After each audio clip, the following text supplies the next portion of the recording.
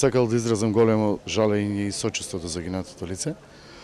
Меѓутоа мораме да се оградиме од било каква одговорност, заради тоа што самиот настан не е во рамките на организацијата на фестивалот, пред се и на самата локација и на друго место. Така како клуб не можеме да преземеме колективна одговорност за било каков еден настан надвор од рамките на самиот град.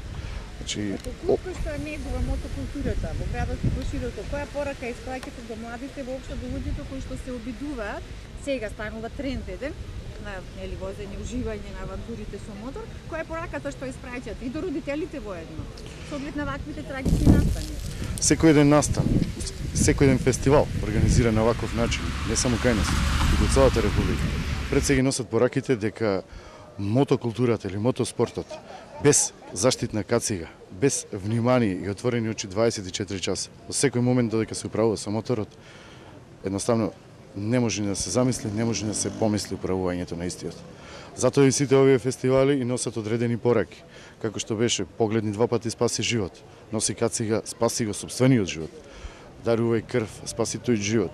Сите тие во себе носат пораката за да се покрени свеста на учесниците во сообраќајот, управувачите на моторните возила, посебно мотоциклите, а и до родителите да внимаваат пред се да не ги пуштаат нивните деца без кацига и покрај купувањето на мотор. Првин да му купат кацига, а после да му купат мотор. Тоа е нашата основна порака.